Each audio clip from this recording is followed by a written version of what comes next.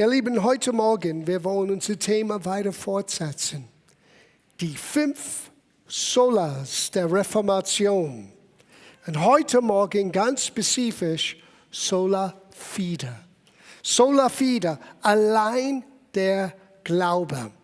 Diese Bausteine, diese 5 Hauptwahrheiten, die Luther entdeckte, hat nicht nur sein Leben völlig verändert, es hat eigentlich buchstäblich die Menschheit verändert.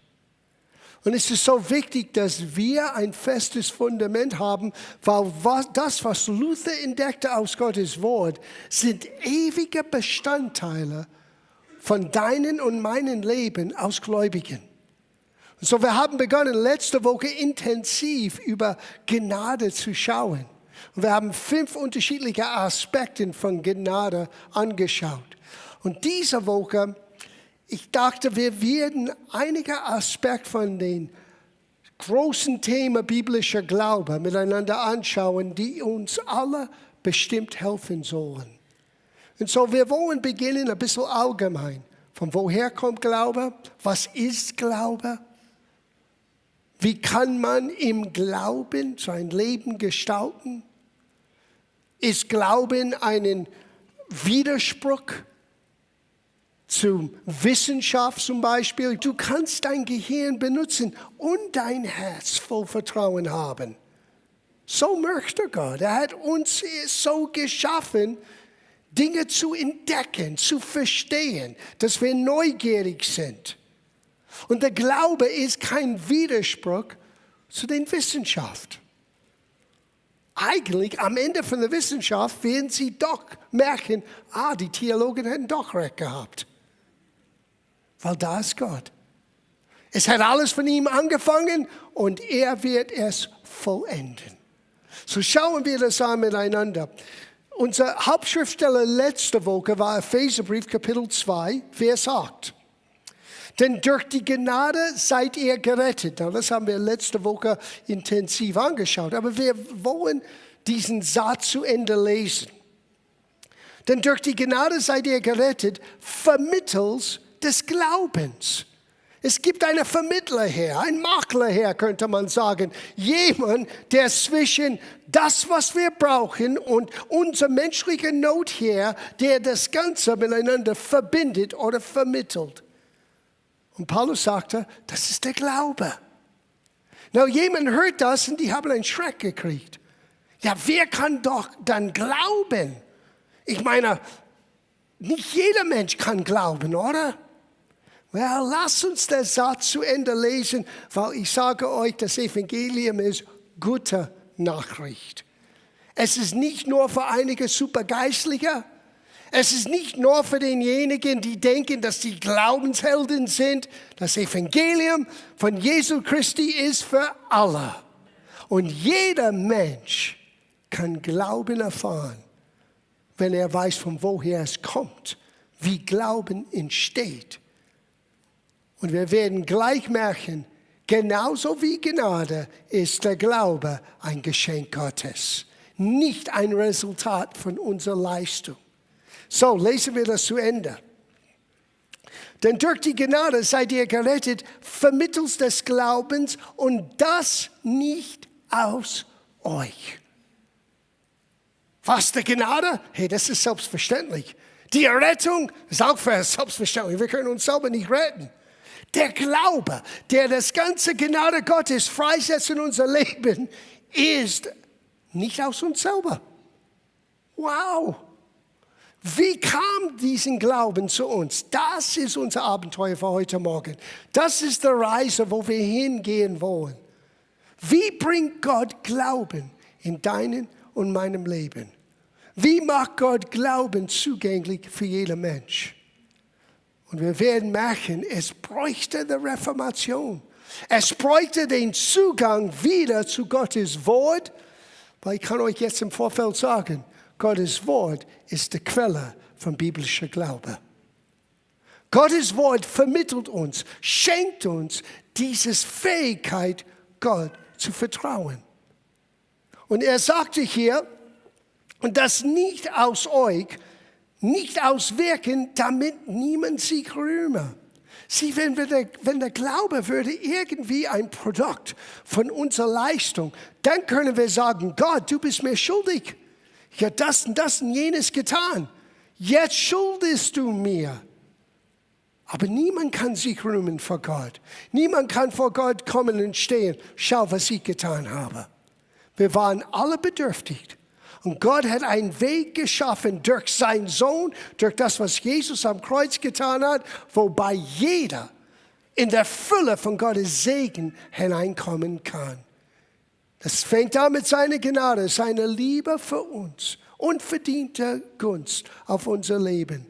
Und er schenkt uns das, wenn wir lernen, ihm zu vertrauen. Und sogar dieses Vertrauen schenkt Gott uns. Schau, wir schauen das an. Ich werde euch ein paar Beweise geben, dass jeder Mensch Glauben erleben kann. Ob er das tut oder nicht, das ist eine persönliche Entscheidung. Aber jeder Mensch, wenn er möchte, hat Zugang zu weltüberwindenden Glauben. Zu einer Glaube, der alles überwinden kann, was auf die Erde kam, was negativ war, was gegen Gottes Wille war, durch Adams Übertretung. So hat Gott uns so reichlich gesegnet. Wir gehen zu 1. Johannes, Kapitel 5, Vers 1. Jeder, und hier kommt die Bedingung, der glaubt, dass Jesus der Christus ist. Und jetzt kommt die große Frage.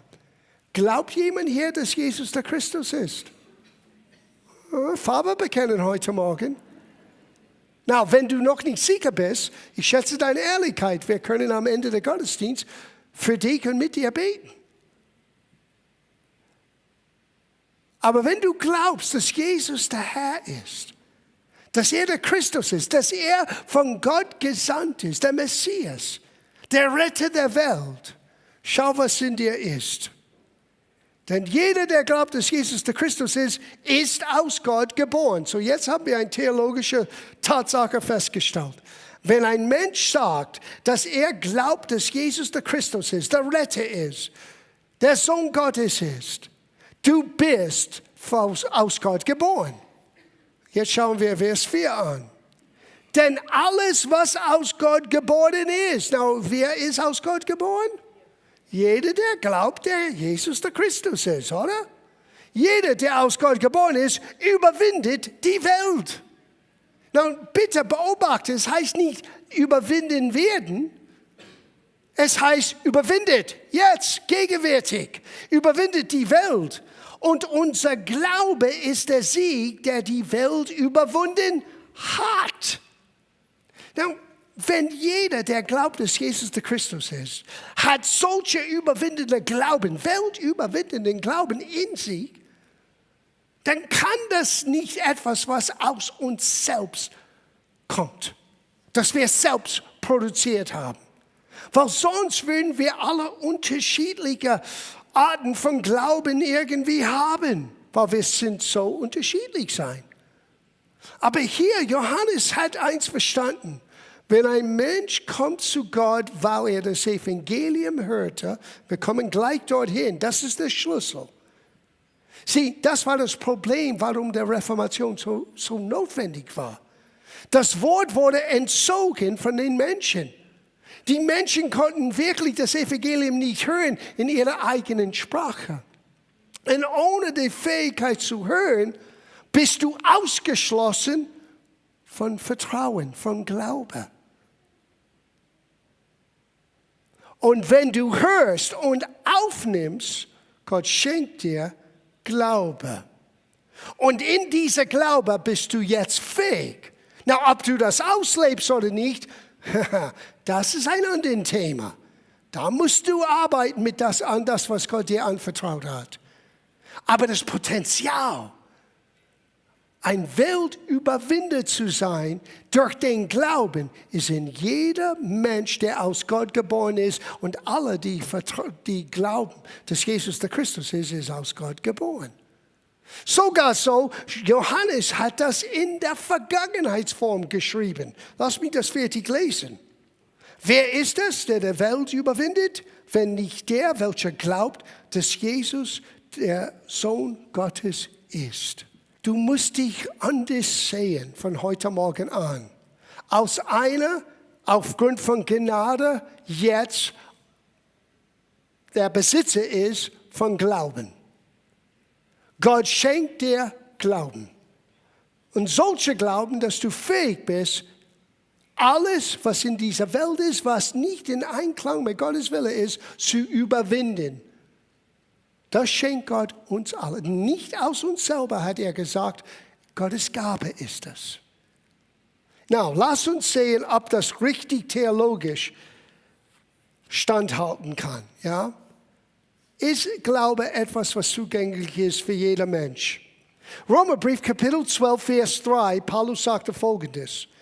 Denn ich sage euch, Kraft der Gnade, die mir gegeben ist, einem jeden, hier ist das Wort wieder, einem jeden unter euch, dass er nicht höher von sich denke, als sich zu denken gebührt, sondern dass er auf Bescheidenheit bedacht sei, wie Gott einem jedem, nochmal, hier ist das Wort, Gott hat einem jeden das Maß des Glaubens zugeteilt hat. Now, eine Übersetzung sagt ein Maß. Der Griechisch sagt kein Artikel. Ob es ein oder das, hat die Übersetzer hineingeschrieben. Aber im Kontext von dem Neuen Testament ist es absolut unmissverständlich das. Das Maß, weil Gott schaut die Person nicht an. Gott hat keine Vorliebe. Gott gibt nicht einen großen Maß und die anderen, well, er ist nicht so geistig, er wird es nie checken, so gebe ihm sowieso nur ein kleines bisschen. Gott gibt uns alle das Maß des Glaubens, weltüberwindenden Glauben haben wir alle. Guten Morgen. Ohne Ausnahme. Und du musst aufhören, eine falsche Bescheidenheit zu haben, ein falsches Denkgut zu haben. Ich habe keinen Glauben. Well, dann sagst du, dass Gott gelogen hat. Na, vielleicht kämpfst du innerlich mit deinem Glauben. Vielleicht manchmal hast du Gedanken von Zweifel und Unsicherheit. Wir alle erleben das. Und wir müssen lernen, wie wir mit unseren Gedanken anders umgehen können. Aber das hat nichts zu tun mit der Tatsache, dass du in diese großen Gruppierungen von jeder gehört und dass jeder als Christ hat das Maß des Glaubens empfangen. Und jeder, der glaubt, dass Jesus der Christus ist aus Gott geboren. Und alles, was aus Gott geboren ist, sind Weltüberwinder. Und das ist der Sieg, der uns überwindet. Und das ist der Sieg, dass diese Welt überwindet, unser Glaube. Es ist schön, dass es heißt unser Glaube, weil eigentlich es kommt von Gott. Und Gott hat uns das anvertraut. Es ist wichtig, dass du das verstehst. Du bist verantwortlich für das, was Gott dir anvertraut hat. Gott traut dir so viel zu. Er sagte, hier ist ein Maß von das, was ich benutzt habe, das ganze Universum zu schaffen. Mein Allmacht. Ich gebe dir einen Teil von diesem Allmacht. Wir nennen das Glaube. Es ist genau das, was Gottes Allmacht freisetzt in unser Leben. Und Gott schenkt uns das Maß des Glaubens. Gott gibt uns zu jeder, der glaubt, dass Jesus der Christus ist. Now, wie kommt das zu uns? Ich habe das schon mehrmals erwähnt. Römerbrief Kapitel 10, Vers 14 zu lesen. Vers 13 auch. Wer den Namen des Herrn anrufen wird, der soll gerettet werden. Now, er hat gerade gesagt, was er meinte mit anrufen. Nicht nur nachzureden wie ein Papagei. Es hat zu tun mit, ich habe gehört, ich habe verstanden, ich nehme ihn an als mein Herr und mein Heiland. Ich vertraue ihm mein Leben an. Das ist, was es bedeutet, Jesus als Herrn in dein Leben zu haben. Und jeder mit diesen Gedanken, der den Namen des Herrn anruft, wird gerettet. Vers 14. Wie sollen sie ihn aber anrufen, wenn sie nicht an ihn glauben? Oh mein, wir haben ein Problem. die armen Menschen, die haben keinen Glauben. Wait a minute. Wie sollen sie aber glauben, wenn sie nichts von ihm gehört haben? Oh, wait a minute. Es gibt eine Verbindung hier zwischen Hören und Vertrauen, Hören und Glauben. Wir lesen ein bisschen weiter. Wie sollen sie aber hören ohne Prediger?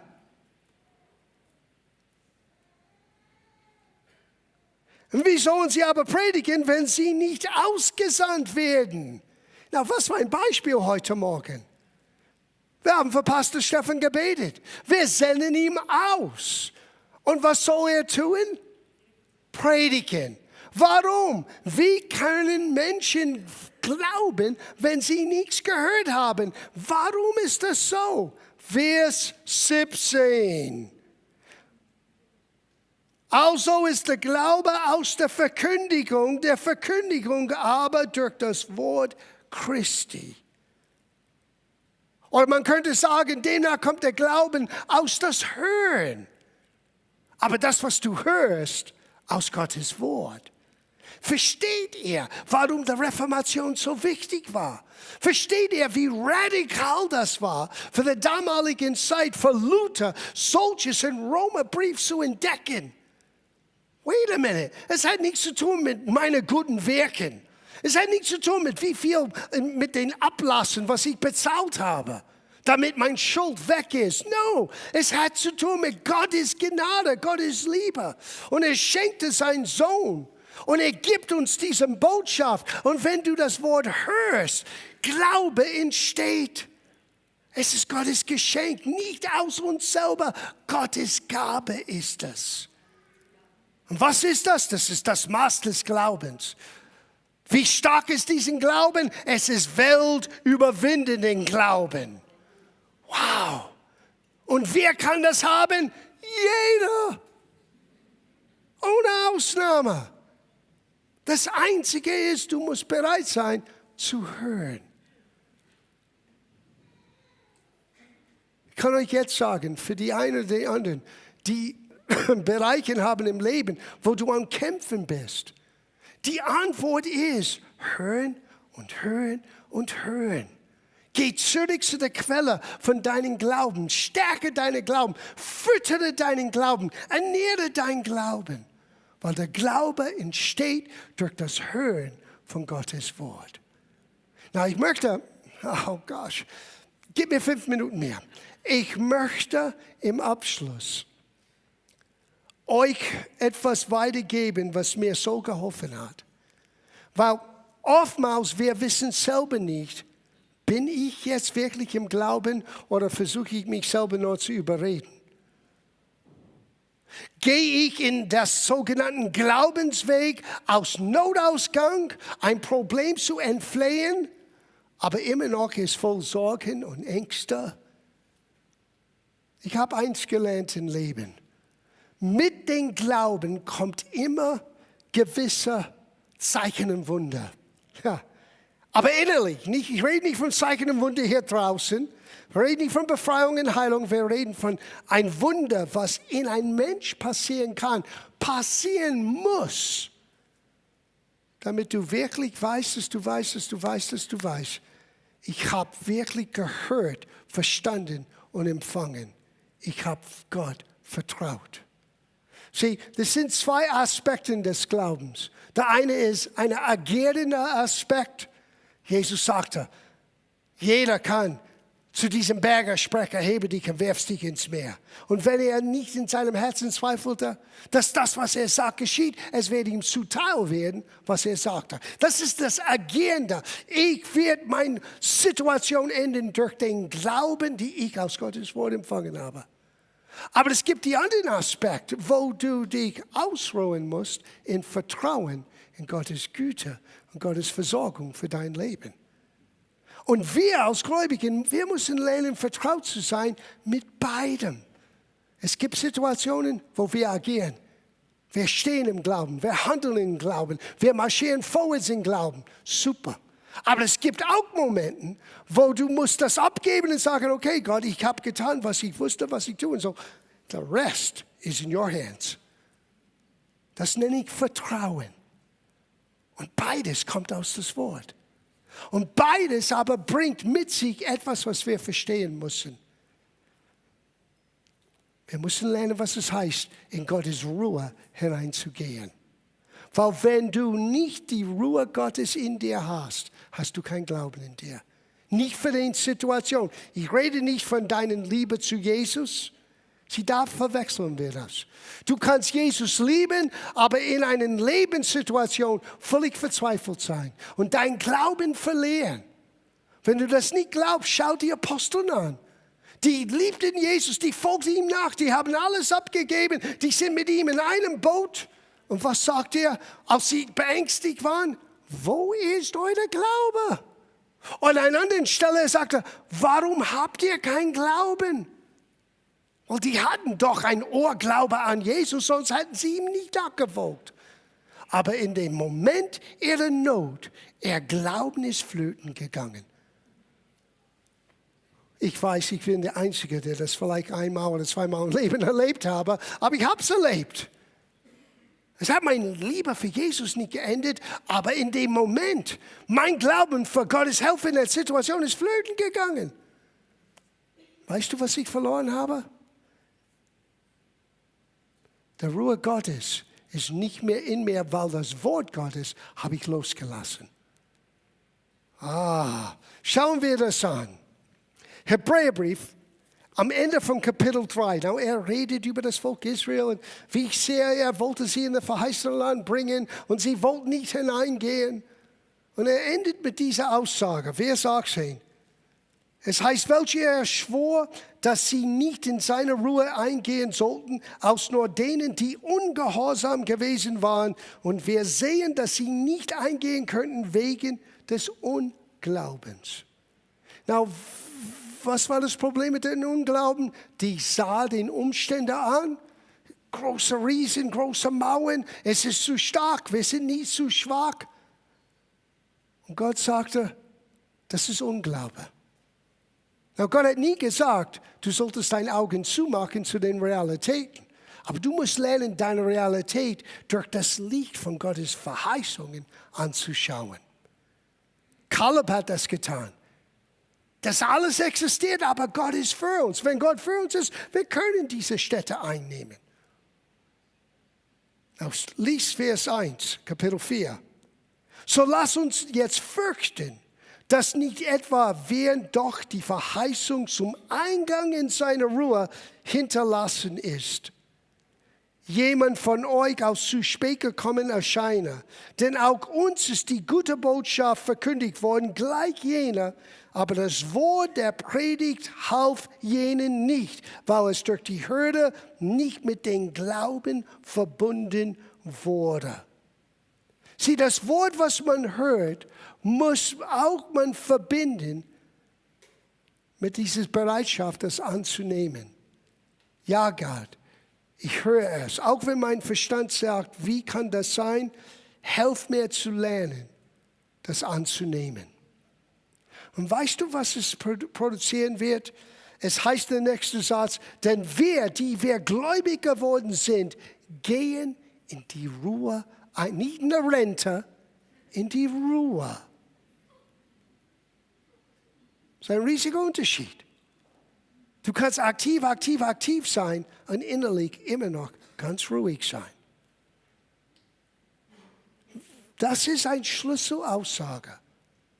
Wir können erkennen, ob wir wirklich verstanden, was es heißt, in der Glaube hineinzugehen, wenn wir innerlich schauen, habe ich wirklich Ruhe oder nicht. Er sagte in Vers 10, denn wer in seine Ruhe eingegangen ist, der ruht auch selbst von seinen Werken, gleich wie Gott von seinem. Redet von der Schöpfung. Was Gott sagt an dem 7. Tag, ich werde ausruhen. So wollen wir uns, Vers 11, denn befleißigen. Auf Englisch, das heißt, wir müssen hart arbeiten, in die Ruhe einzugehen. Warum? Weil dieses Leben aus dem Glauben kommt nicht für uns natürlich. Man muss daran arbeiten. Man muss dran bleiben. Man muss sehen, wo ich Manko habe. Man muss sehen, wo muss ich das Wort mehr hören, weil irgendwie, das gibt keine Ruhe hier. Das heißt eine Transparenz, eine Ehrlichkeit mit dir selber. Und nicht ins Verdammnis mit dir selber zu kommen, sondern aus der Ehrlichkeit zu sehen, wo brauche ich mehr Gottes Wort in diesem Bereich zu hören, damit ich endlich in der Ruhe hineingehen kann.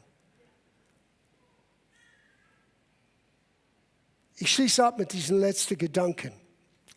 Es ist für mich, kann nur sagen,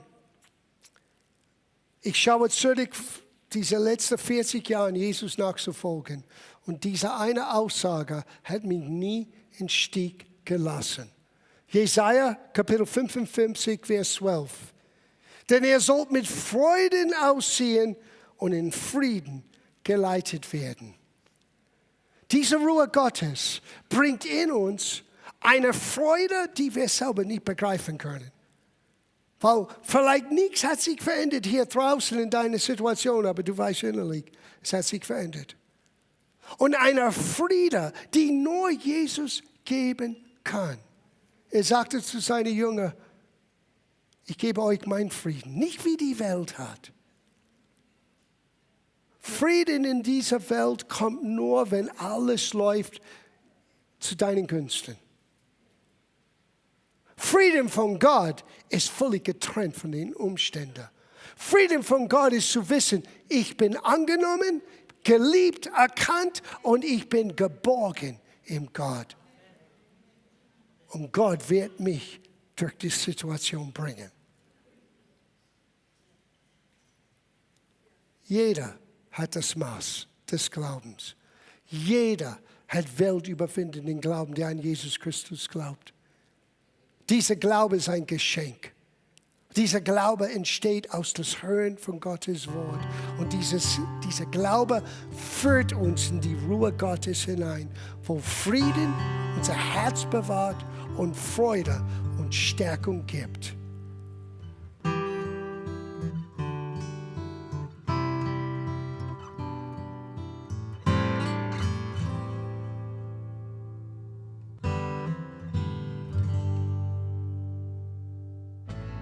Sie sahen eine Sendung von Gospel Life Center.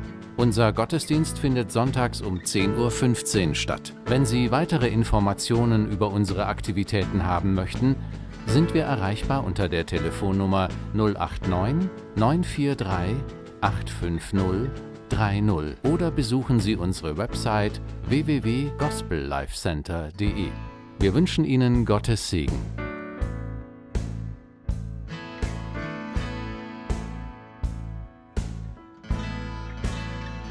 Wir beten